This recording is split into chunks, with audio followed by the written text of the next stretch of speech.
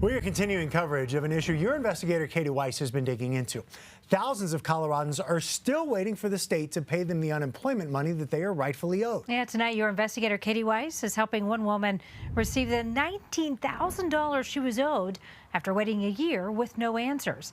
Katie is also your reporter in Arapahoe County, and tonight she joins us live in her community. Now, Katie, you've been covering this for years now, and the question is, why is this still happening?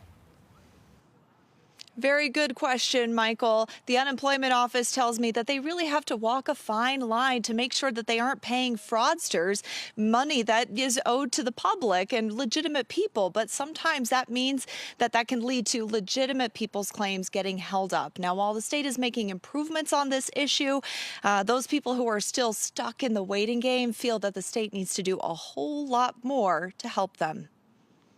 Jill Snyder is a single mom who's also caring for her parents. They recently all moved under one roof in Southeast Aurora. It's been tough for her to make ends meet. Unemployment owed her $19,000 after she was laid off from her job of 15 years because of an error a state staff member made. They filled out the form wrong and said that I was a man instead of a woman. Her claim has been stuck in limbo for a year. Nobody's told me what's going on, how it's going on, why it's happening. And what happens when you try to call for help? I've waited on hold for over 4 hours and then been told that the queue is full and I have to call back at another time. And when I have like a handful of times gotten an actual human, all they've been able to tell me is it's under review. We don't have enough people to help us. We're really backlogged. She's not alone. We found there are about 2,800 people whose claims are stuck in what are called program integrity holds, waiting for a specialized team of 19 people at the state unemployment office to review their case.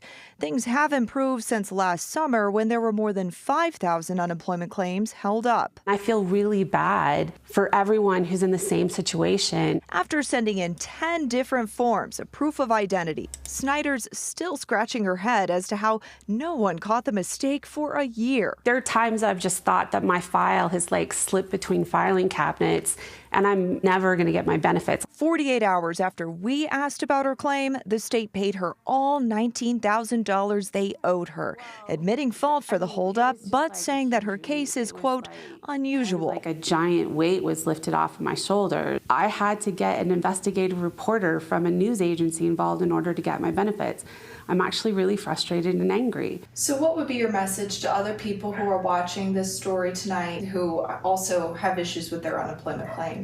I would say don't give up. Keep calling, keep emailing, don't stop.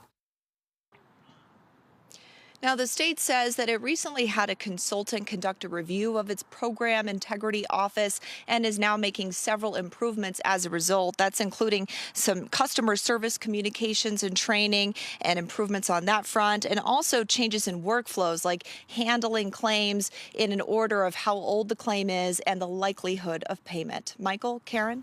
Katie, obviously good news for Jill. Any tips for people who are still waiting for their claims?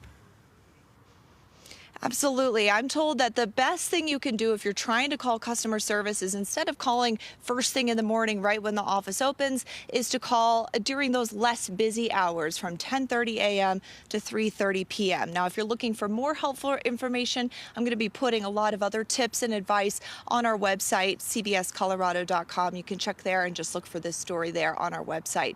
For now, reporting live in Southeast Aurora, I'm Katie Weiss, covering Colorado First. Great work, Katie. Thank you.